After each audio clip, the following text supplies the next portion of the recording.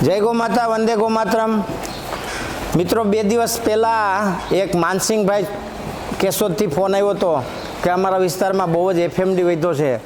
તો એફએમડી માટે બધા જ મિત્રોને મારું એક વિનમ્ર સલાહ અને વિનમ્ર નિવેદન છે કે પલંગ કસાયદી ધૂપ, કુષ્ઠ, વચા, હરડે, ગાયનું ઘી, કડવો લીમડાના પાંદ, પીળી સરસવ, જવ, ગુગળ, આ બધી વસ્તુને સમાન ભાગે લઈ અને એનો યવકૂટ મતલબ જવ જેવા ટુકડા કરી દેવા અને પાકા કોયલામાં આનો ધુવાડો કરવો સંધ્યા સમયે અને સાંજના સમયે અને સવારના સમયે, સૂર્યોદય સમયે।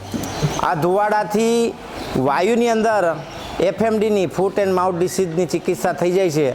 અને મારું માનવું એવું છે કે મેં 400 ગાયોને એક જ કુંડીએ પાણી પીવડાવ્યું છે અને આ ધૂપથી એક ગાયને થયો પછી બીજી ગાયને એફએમડી થયો નથી। તો મારો પ્રયોગસિદ્ધ આપને આગ્રહ છે અને આમાં કોઈ મોટો ખર્ચો નથી।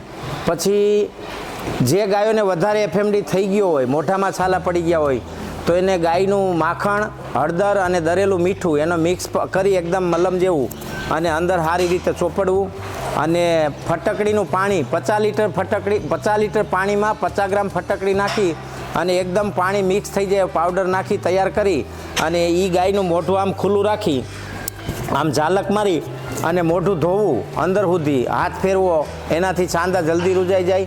આ 2 પ્રયોગ ખાસ કરવા।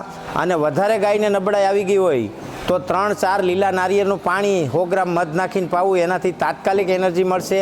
અને એ સિવાય જો ગાયને વધારે કાયમી ધીમે ધીમે ખાતી એવું થતું હોય તો દરરોજ 250 ગ્રામ દેશી ગાયનું ઘી પાવું, આ પણ પ્રયોગ ખૂબ સારો છે।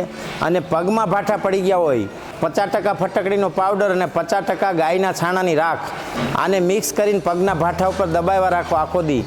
અને જો જીવડા પડી ગયા હોય તો ઘોડાવચ, ગંધારાવજનો પાવડર એમાં 30% ભેરવી દો, એટલે આખો દી ત્યાં જીવડા માખીઓ આવશે નહીં। જો ભાઠા થઈ ગયા હોય તો આટલું કરો અને બાકી આગળ જોઈશું।